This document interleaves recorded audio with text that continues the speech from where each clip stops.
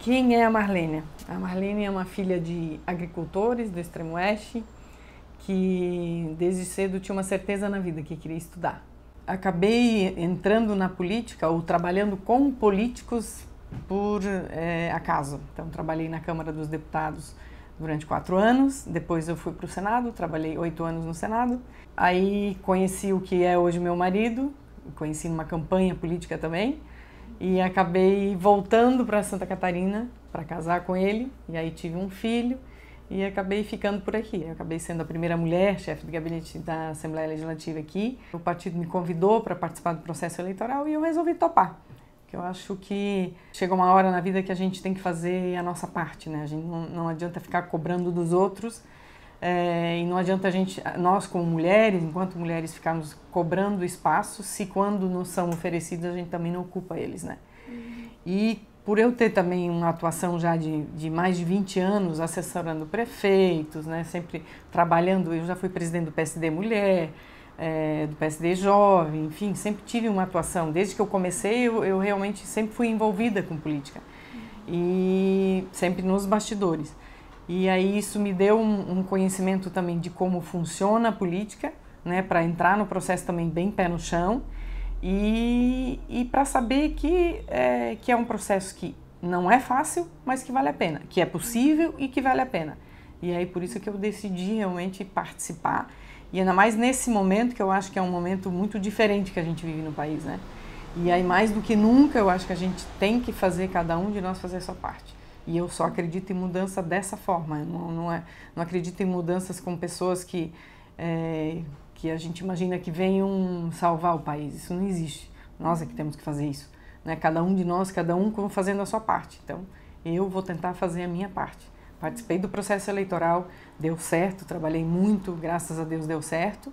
E agora tem a etapa mais complicada, que é o exercício do mandato mesmo, né? Que eu acho que é uma responsabilidade imensa, mas eu estou muito feliz, assim, muito tranquila com relação ao trabalho que eu vou fazer, porque eu acho que vai complementar aquilo que eu sempre fiz. Então não é uma coisa assim, vou chegar ali, o que eu faço agora? Né? Eu sou uma pessoa, eu sempre gostei dos bastidores porque eu não gosto muito de aparecer, então sempre preferi ficar atrás para fazer as coisas acontecerem. Política para mim era uma coisa que não existia, mas hoje eu vejo que é uma ferramenta que a gente tem e que a sociedade, que nós, enquanto cidadãos, a gente não sabe o valor dela. E a gente ainda não conseguiu achar uma forma de atrair o jovem para participar, para que ele entenda, para que não seja como eu fui quando eu era jovem, que eu era alienada, não sabia o que era, qual era a importância, né, da política, do processo político em si. E assim, o que é a Assembleia Legislativa? A Assembleia Legislativa é simplesmente o lugar onde tudo é decidido, tudo que vai acontecer no estado de Santa Catarina passa por aqui. Então a vida dos cidadãos é decidida aqui, então não é qualquer coisa, é tudo. Quando nós, enquanto sociedade, entendermos isso e quando entendermos, participarmos mais, e quando eu digo participar não é só criticar, não é só falar mal, não é só dizer que está tudo errado. Muito pelo contrário, quando a gente começar a sugerir, quando a gente efetivamente se aproximar do legislativo, com ideias, com propostas, eu acho que as coisas aos poucos vão mudar. Porque também quem está aqui dentro se sente meio, meu Deus, né? Se eu falar que eu vou fazer isso, eu vou agradar esse nicho, mas aquele vai ficar bravo comigo. Então fica sempre uma relação assim de, eu tenho que manter meu eleitorado. Eu acho que não é isso, é o contrário. Eu acho que a gente precisa fazer o que é certo, né? Fazer o que tem que ser feito, mesmo que não agrade todo mundo. E isso não é fácil. Eu comecei a trabalhar em 1994, quase sempre fui a única mulher que participava do processo, né? Então, a gente acaba se masculinizando para sobreviver no meio, né? Hoje eu acho que isso já mudou, hoje isso já mudou muito, mas na época era muito pior. O meu meio era essencialmente masculino mesmo, então as minhas referências são muito mais masculinas até do que femininas, porque naquela época mesmo tinha muito pouca mulher participando, né? Isso mostra que realmente a política é um universo masculino, né? Ainda é hoje, imagina naquela época. Eu trabalhei como um deputado federal e com o qual eu aprendi muito, e foi foi uma escola para mim, Brasília foi uma escola para mim. Eu me lembro que ele me levou em todos os ministérios, me apresentou às assessorias parlamentares para que eu aprendesse o que cada ministério fazia, para daí poder ajudar os prefeitos. E aí eu comecei a ver como era importante o papel dos deputados. No caso dos prefeitos, eles precisavam de Brasília, eles não conheciam, e a gente era a conexão dos municípios com o governo federal. Então os recursos que eles buscavam, e era uma época que não tinha internet, não tinha nada. Fax começou naquela época, eu ainda sou da época que o fax estava começando, a gente ligava nas prefeituras e pedia para passar fax, eles diziam que não tinha ninguém com esse nome. Acho que o maior desafio era esse mesmo, era de você conviver num universo masculino, mostrar que mesmo sendo mulher, né, apesar de ser mulher, tinha tanta competência quanto, tinha tanta capacidade quanto e podia dar o mesmo resultado ou até mais do que os homens que imaginavam que poderiam ser melhores do que eu na época. Então, acho que esse era o maior desafio, né? Naquela época. Hoje, na eleição, talvez dois tenham sido os maiores desafios. Um deles sempre é a questão financeira. Você precisa de uma estrutura mínima para poder fazer um trabalho e ser competitiva. E a outra, que para mim pessoalmente foi a mais complicada, foi o fato de eu ser mãe, né, de um filho ainda pequeno e que a política não é feita da forma que ela é hoje, não é feita para mulheres, porque as reuniões são à noite, são nos finais de semana. Se você trabalha durante a semana, como é que você vai fazer isso? Aí você não vive mais a sua vida. Eu tive filho tarde, então eu sempre dizia, eu não quero botar um filho no mundo para outra pessoa criar. Eu tenho a sorte de ter um parceiro que é muito compreensível e muito parceiro mesmo, porque isso é difícil. Para os homens, as mulheres estão acostumadas a fazer isso. Tem que viajar, tem que ir para reunião, viaja uma semana, tudo bem, é normal.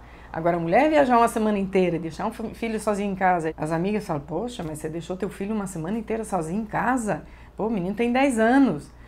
A sogra fala, né? A família fala, todo mundo te julga porque você está fazendo uma coisa que não é o que a sociedade espera de ti. Eu penso muito sobre isso. Por que as mulheres não participam mais da política? Claro, é realmente um universo machista e é muito difícil de entrar, é um grupinho fechado, que agora, apesar da legislação exigir que tenha uma participação maior, ainda assim é um universo fechado, mas a gente tem que fazer um meia-culpa nosso também, nós mulheres, porque a gente precisa aprender a conquistar esse espaço, entender que a gente tem que abrir mão de algumas coisas e tem que pagar o preço.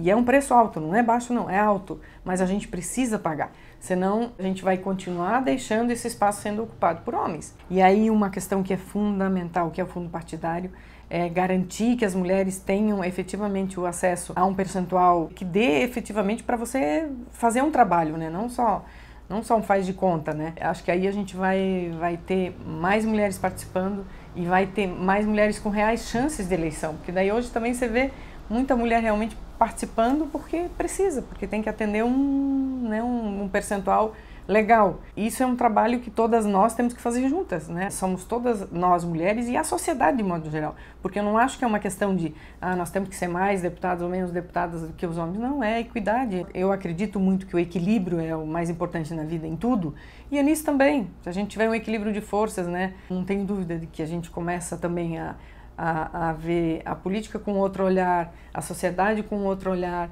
né, as políticas públicas com outro olhar, um pouquinho de sensibilidade, de amor, de sentimento, eu acho que é importante, faz bem em todas as áreas e na política talvez mais do que em todos os outros setores, né?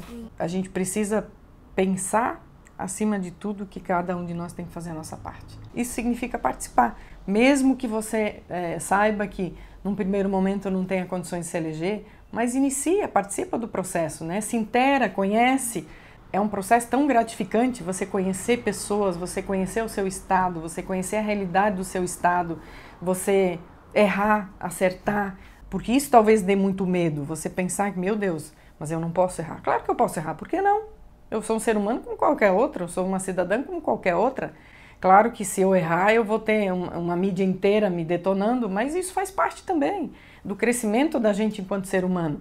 E só erra quem tenta, só erra quem faz. E parar de pensar que a gente só tem direitos, esquecer que a gente tem deveres, e parar de pensar que vão aparecer pessoas superdotadas e que vão resolver os nossos problemas, porque não vão. E se a gente não fizer, ninguém vai fazer por nós.